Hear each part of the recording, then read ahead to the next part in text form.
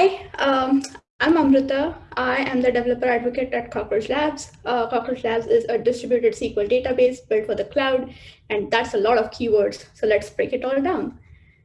So just forget everything I said right now, and let's go back to the basics. Let's go back to the first principles. So if you think of any application, be it a banking app, a music app, a shopping app, or just a simple to-do list, all of it has to do with data. It manages, stores some data in some form, it makes connections between the data, and it asks interesting questions of the data. That is all most of the apps do.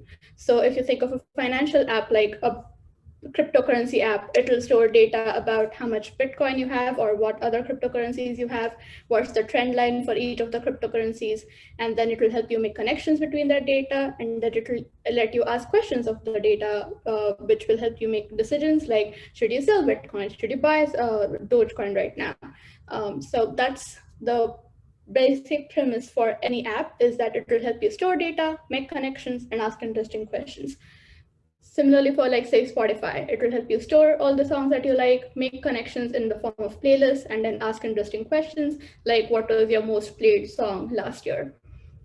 So there are different ways in which you can store data. And one of the most common and the most like a traditional way to do that is to store data in the form of rows and columns of a table. And that's called a relational database. And then you make connections between the tables. And the language to talk to a relational database is called SQL. So SQL stands for Structured Query Language. If you break it down, it is a language that lets you query, that is ask questions of data that is structured in the form of a table in rows and columns. And the best part about SQL is that it is very human readable. It is very similar to English. So if you look at a question in English, you have different components, like you have a subject, a verb, an object, a punctuation mark, and sometimes you have an auxiliary verb. Similarly, if you want to ask a question in SQL, you have something called keywords, you have identifiers, you have conditions, and then you have the punctuation mark in the form of a semicolon. So that's all SQL is that it has a bunch of keywords, a bunch of identifiers, and a bunch of conditions. And just like English, just the permutation combination of these components makes it a very, very powerful language. But it also makes it very overwhelming and intimidating. So if you're an absolute beginner to SQL, you need to know the basic, like the most essential SQL statements. And there are two groups of SQL statements that you need to know. The first one is you need to manage a database. So if you, again, going back to the first principles, if you have a database, what common things do you need to do with it?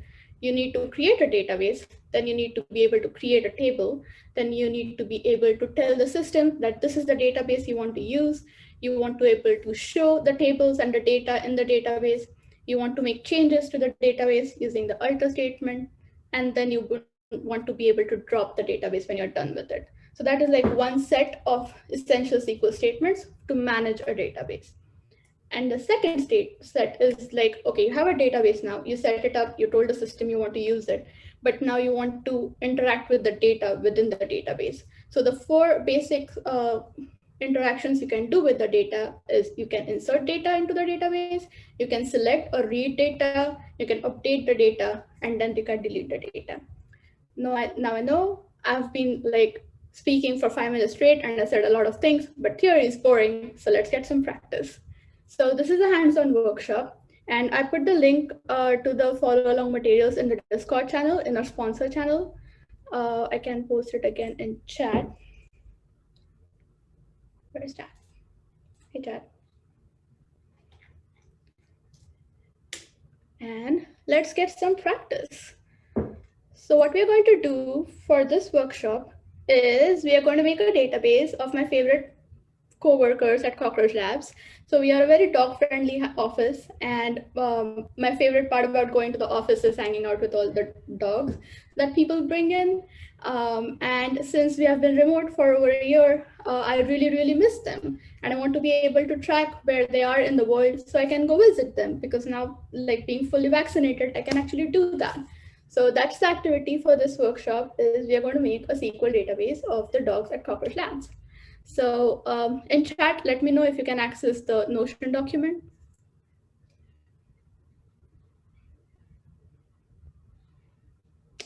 Cool. So the first thing we are going to do is we're going to click the link in the doc, which will take you to the SQL Playground.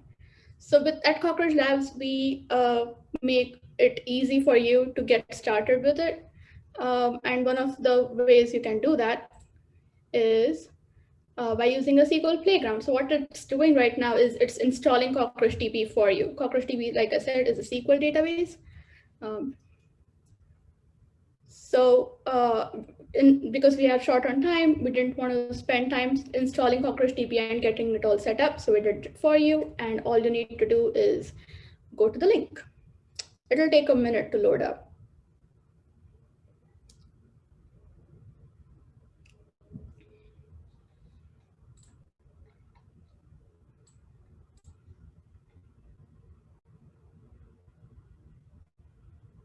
Cool. Once you get this prompt that ends in mover, you would know that it's fully loaded and ready to go. Again, let me know in chat when you see that prompt.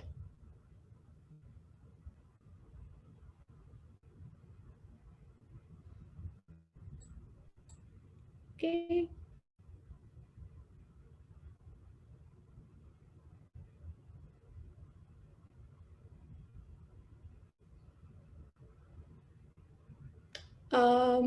We just went to the first link in the Notion doc called the SQL Playground. That's all we did, Anushka. Sure.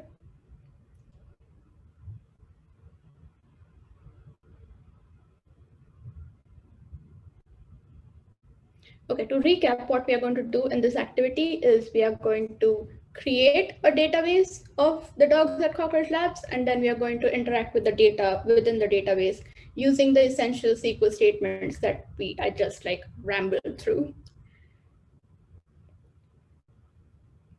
Can a few more people let me know if they can see the prompt? Cool. Awesome. So as we discussed, the first thing you need to do is create the database. So that's the first statement. So again, it's very human readable. We are just telling the system to create a database called dogs.CRL, and it's done. Now, if you create a table right now, it's going to create a table inside a database called Mover. So Mover is like the preloaded database that comes with the playground, but that's not the one we want to use. We just created our own database and we want to use that. So next step is to tell the system to use dogs at Cockroach Labs. And then you can see the prompt changes to the database that we told it to use.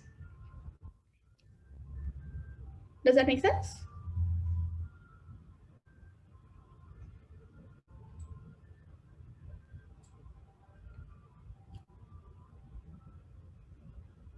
Cool. So we created a database and we told the system that that's the database we want to use. Now we need to create a table within the database. So that's the next step is, I'm just copy pasting commands from the Notion doc. I would recommend if this is your first time interacting with SQL, you might want to type out the commands just to get like a hang of how the syntax works. So what we did in this command is we told the system to create a table called dogs, and then we specified the columns we want inside the table. So we want a column by name ID of type UUID. We want the call to always have a value, so the value cannot be null. We want a column called name with the type string. We want a column called human because I want to know which dog belongs to which human and of the type string. And then I want a location because I want to know where my furry friends are with the type string. That's all we did. All good?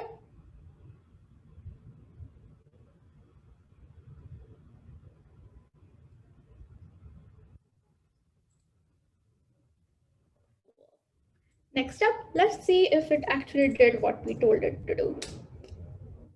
So I'm just doing show tables, which will show me all the tables in the database. And as expected, we have a table called dogs under the dogs.crl database.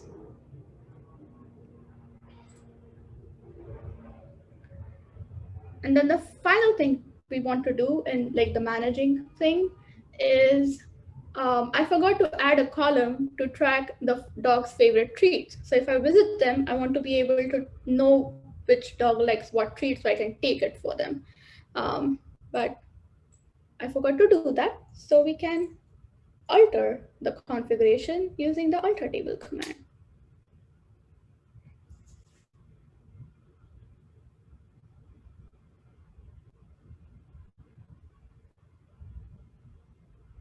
Okay, I'm going to wait here for a minute. Table dogs is created in dogs.crl, right?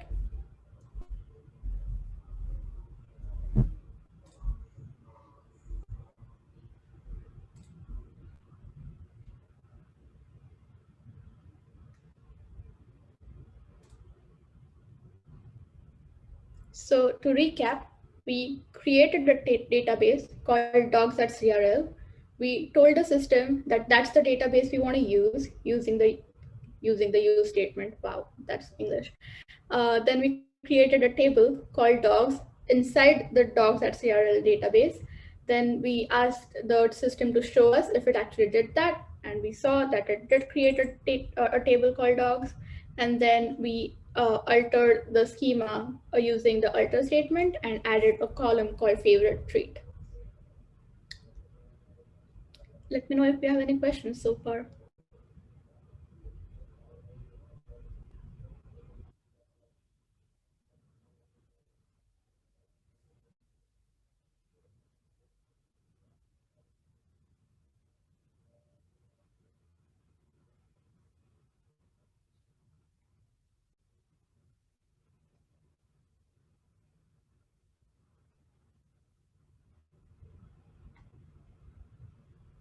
All good? Cool. Okay. So we did the management part for a database. Now let's do some interaction with the data. Wait, we have a question in chat. Is there a reason we capitalize all the commands? That's a really good question. The answer is it's easy to read. So if you look at the statement, if you capitalize the keywords, then it's just easier to read and differentiate between the keywords and the values of each. Um, I'm going to be honest. So, fun fact, before I was a developer advocate at Cockroach Labs, I was a tech writer at Cockroach Labs. And being a tech writer, people read the docs I write, right? So, when somebody else is going to read my work, I capitalize the keywords. If I'm just like doing it for myself, I don't do it because I'm lazy that way.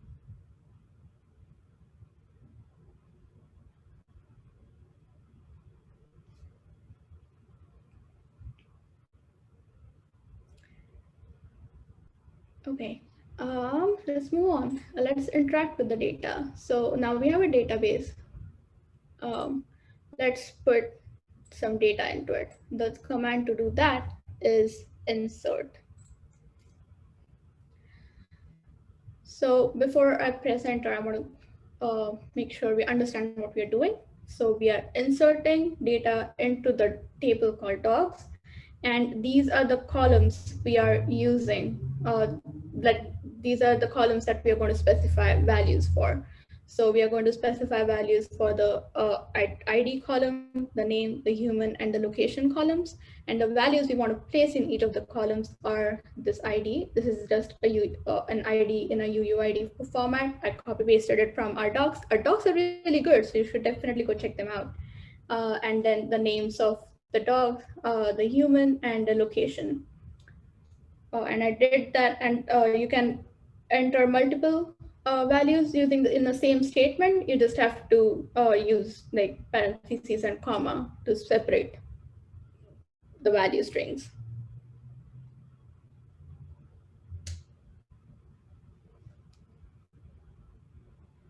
Let me know if you have questions about what we just did.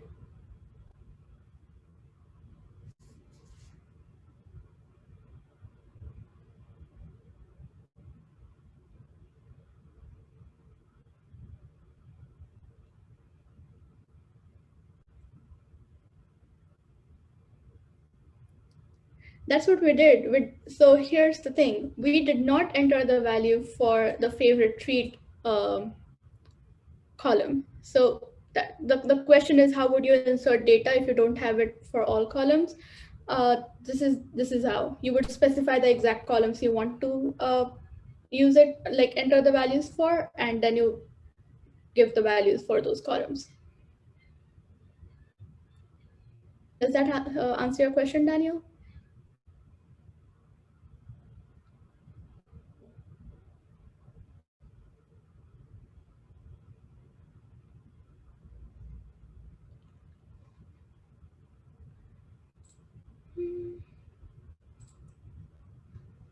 Okay.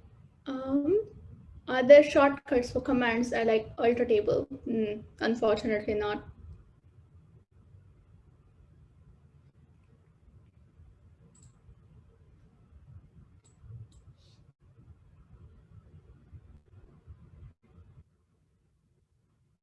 Is the ID randomly generated? Excellent question. It can be randomly generated, but for this exercise, because this is more geared towards beginners, I didn't use that option, and I manually gave it the UID number that I wanted to take. Automated IDs get a little too advanced.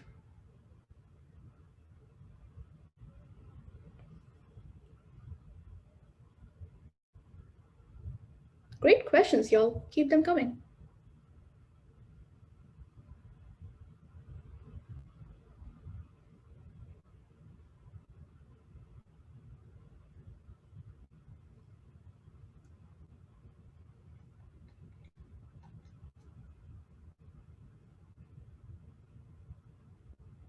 What's the purpose of giving each row a unique ID? So that, that's,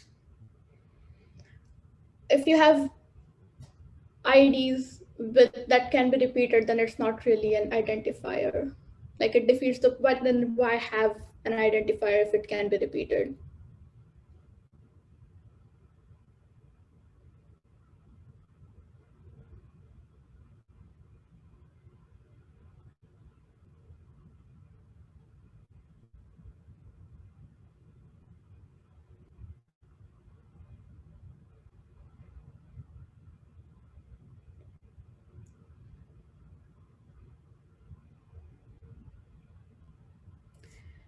Okay, I think we're okay.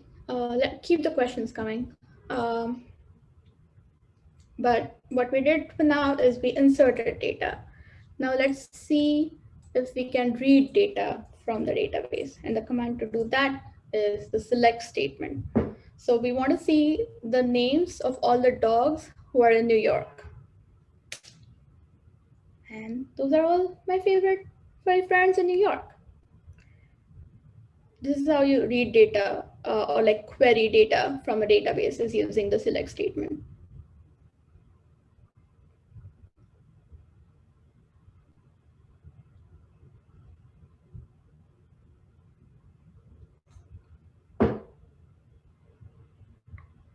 Questions about the select statement?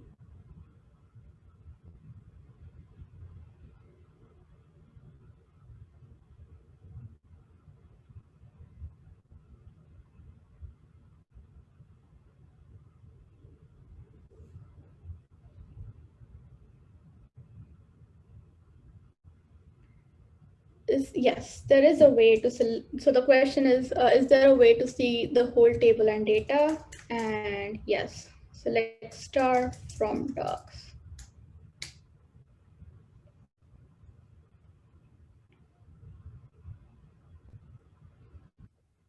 This is a very helpful statement if you have less data, but if you have like millions and millions of rows, then it adds to the time it would take to process and show you the output. So this is like a superpower. With great power comes great responsibility. Use it responsibly.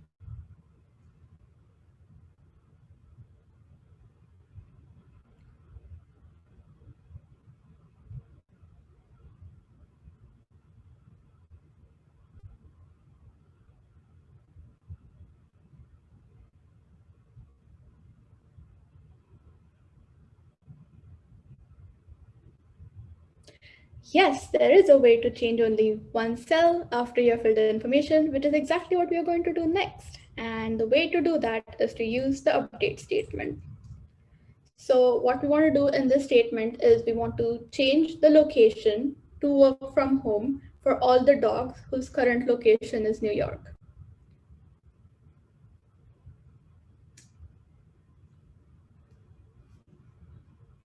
And we can always check that it worked. It changed all the locations from New York to work from home. You could specify, like if you wanted to change only one particular cell, then you can add conditions to the where clause. Like I could have said where name equals PT, and then it would just change the location for PT.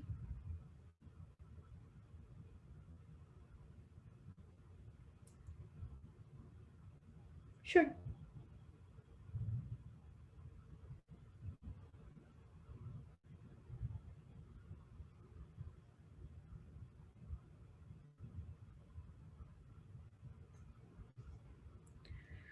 Are there any best practices when naming columns? Great question. I try to name them like, to make them understandable if somebody else reads the code. But I don't know if they're like industry standard best practices. I can get back to you on that. If you had to add numbers, how would you do it? I don't know if you can do that in SQL. Again, let me get back to you on that. Wait, can you do that? Let's go to the docs.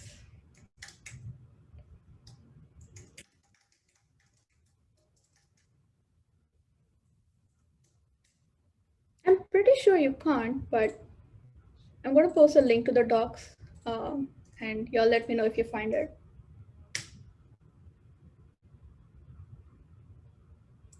Does SQL allow only single quotes and not double quotes? As far as I know, yes. And that is a question that had come up at a previous hackathon, and I found a good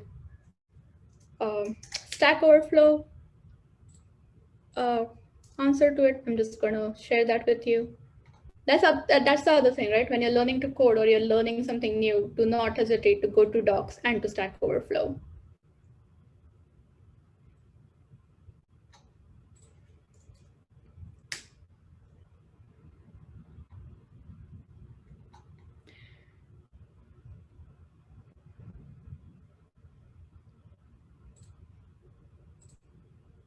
Okay, we have 5 minutes left and I want to do the final thing.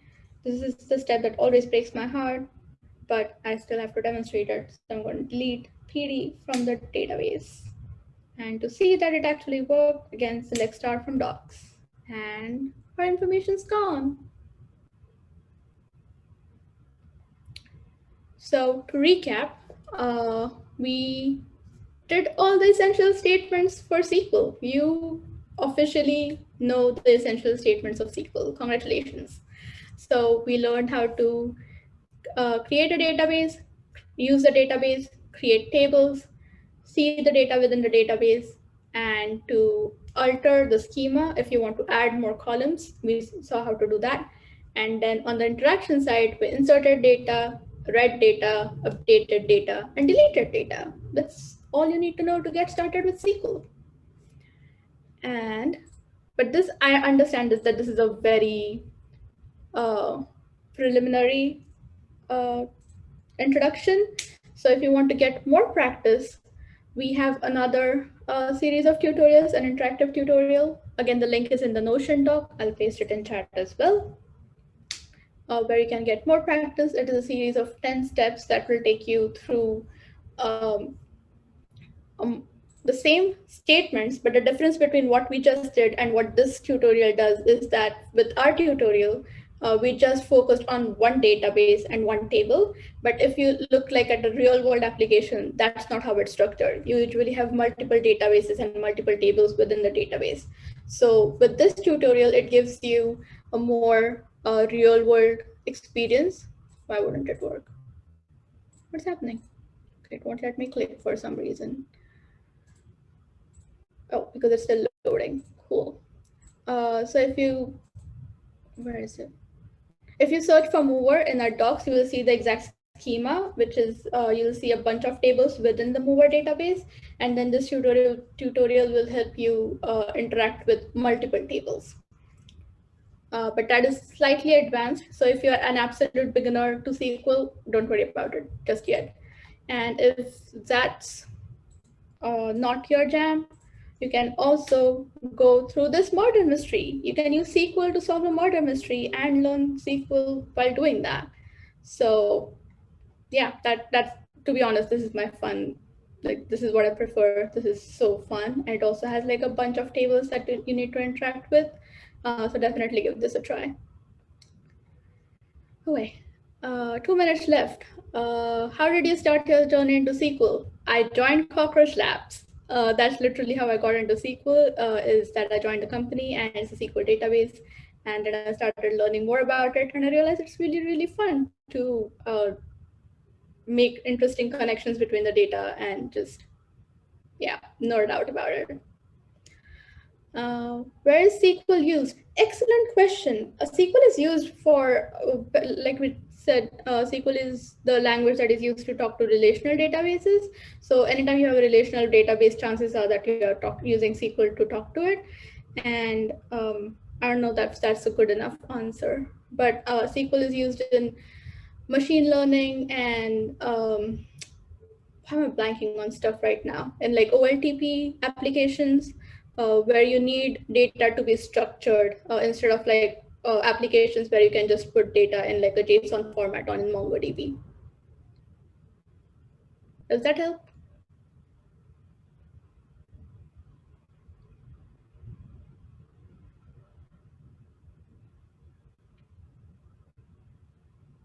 Cool. So we have 1 minute left. Oh my God, we are running out of time. The final thing I want to share is that we also have Cockroach University courses.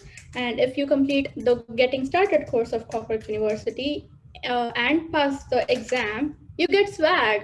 So go get swag. I'm going to post the link to the course I'll post it in the Discord channel because I think we're out of time now.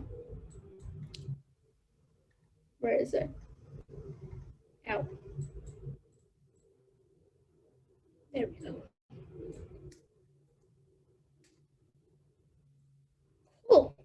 That's our workshop and we made it on time. Thanks so much for joining, y'all, and I hope this was helpful. And I'll see you on Discord. Thank you so much. This was really great. Thank you. Bye. Bye. All right.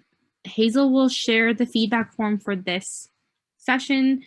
So just as we mentioned before, the more feedback forms and the more workshops you attend, the more chances you have when entering into the raffle for a gift card.